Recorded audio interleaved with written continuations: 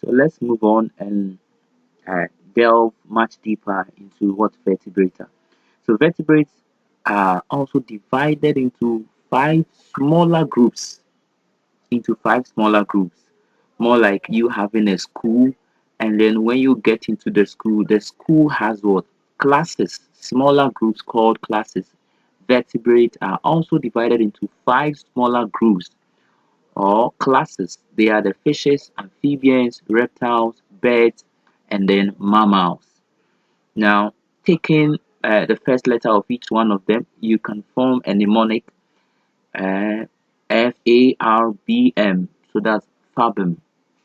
Maybe that would help you to remember. So we have fishes, amphibians, reptiles, birds, and then mammals.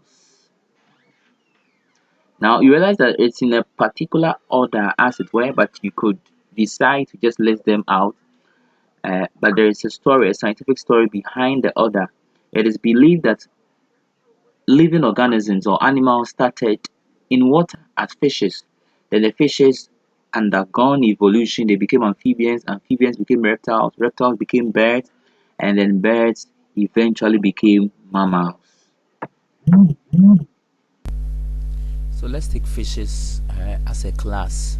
So fishes have scales covering their body, as you can see in the diagram below. So you see the scales covering the entire body. It normally would help it to swim smoothly through the water. It also have what we call fins. So you see fins at the tail end, fins at one side, fins at the back side, fins also beneath it. So it's basically for movement and then balance. It's also, fishes have gills for respiration. That's how come fishes can't survive when they are out of water, because their respiratory organ, which is the gills, is not designed to breathe in air on land. It can only do that whilst in water. Fishes are also cold-blooded, meaning that fishes are such that their temperature is just like that of their environment. They are not able to regulate their temperature to be different from their environment. So what it means is that if the environment is very cold, they are also going to be cold. If the environment is warm, they are also going to be warm. That's the meaning of they are cold-blooded. We'll come back to this in the other classes. Also, they lay eggs and they live in water. Of course, that's obvious. They live in water and they lay eggs.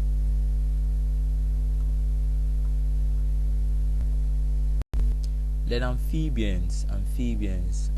The word amph over there suggests two. Amph means two. So that's the meaning of that prefix, and you could understand why they are called amphibian, because they can live on land and also live in water.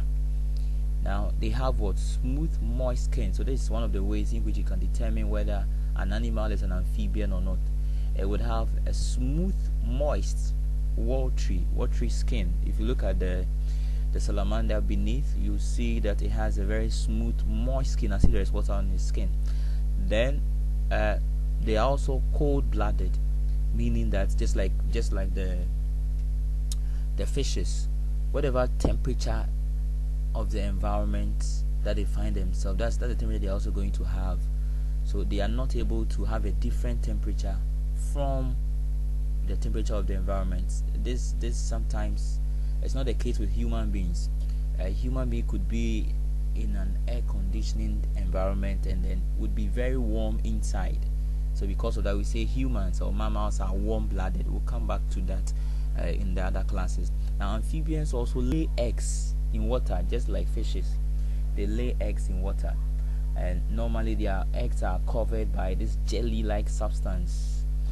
And you see that, and also they undergo what you call metamorphosis. Now take note that metamorphosis is when a living organism, as it grows, it changes completely, especially from its young stage to when it becomes an adult. It changes completely. For example, a butterfly doesn't, the early stages of a butterfly, it is completely different from what the way it is. It's completely different. In the same way to, for example, toad like this and frog. When they are beginning, they begin as tadpole, and then when they grow, they undergo metamorphosis, like a great change, and then they become what the adult toad or frog that we see. So that's what we call metamorphosis. They are able to undergo metamorphosis. So examples are frog, toad, newt, and then salamander. Now let's look at reptiles. Now reptiles are also one class of vertebrates.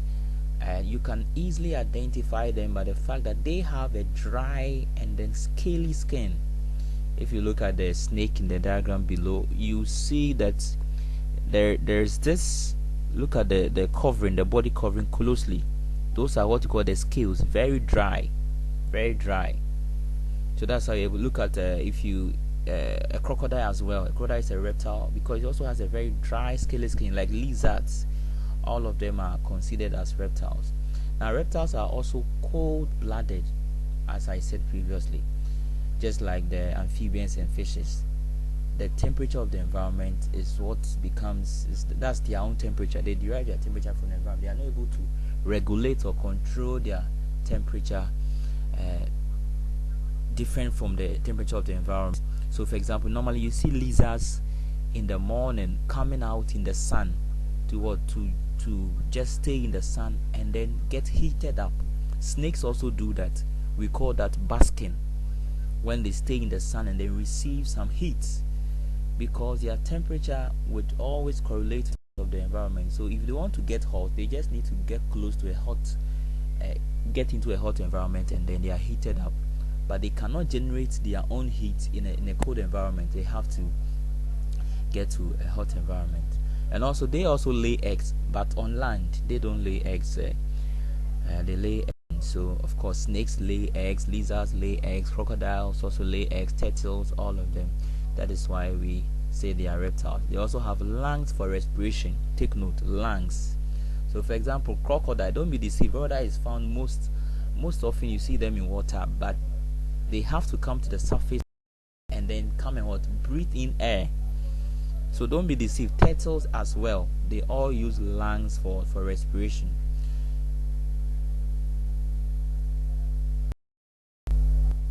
Now let's look at birds. Birds are also one class of vertebrates. They are normally easily recognized by their feathers. So as it were, almost every animal that has feathers is classified as a bird. So for example, ostrich, like this, ostrich doesn't fly alright, but it's considered as a bird because it has feathers.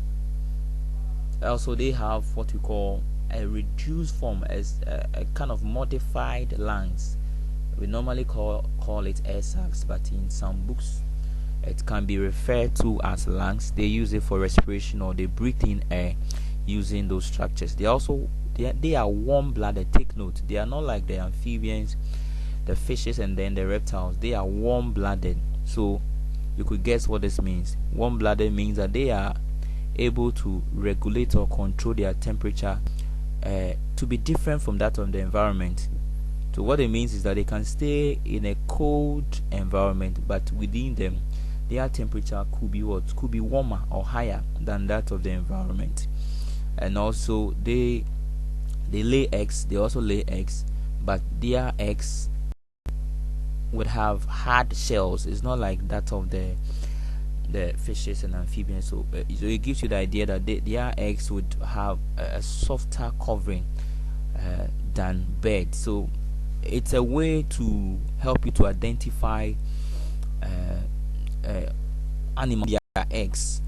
So the eggs of birds normally have hard shells. So example, ostrich, parrot, duck, all of them are birds. So take note of that. Then also mammals, the last class, mammals. So mammals have lungs for respiration. So you don't expect a mammal to survive in water, because their lungs are not designed to be used underwater. That is why any human or any mammal that sinks in water is likely to die from a lack of air or oxygen. They also have fur or hair Most of them are covered by fur or hair. As you can see in the picture below, the tiger, you see the hair or the fur all around it. And then another feature is the fact that they breastfeed their young one, or they have what you call mammary gland. So that's where they got their name from, the mammals, from mammary gland. Mammary gland is what is inside the breast. That's what produces the milk. They also do not lay eggs, but they give birth. Take note, this is a very major difference. They don't lay eggs. They don't lay eggs like the way the birds will do, and then the young ones will come out from it. No human being does that. There's no human being that came maybe like the way the birds do, and then it came out from the. No, they give birth. They are also warm-blooded, just like the birds. So we understand what warm-blooded means. Examples are tiger, bat, whales. So whale lives in the sea. Don't be deceived by this one also. Whales are mammals, although they live in the sea. So you could also guess that they use lungs for respiration. They use lungs for respiration, and also how they give birth as well. They wouldn't lay eggs like the other fishes would do. So these are some few questions that you would want to. So whales live in water and are just like fishes. Are just why they are considered as mammals, not fishes. Newt is an amphibian. Predict 3 features or characteristics that it will have. An ostrich cannot fly, but is considered as a. Explain why. Crocodiles are mostly seen in water. However, it has only lungs for respiration. Explain how it survives in water without gills. What is the difference between a cold-blooded animal and then a warm-blooded animal?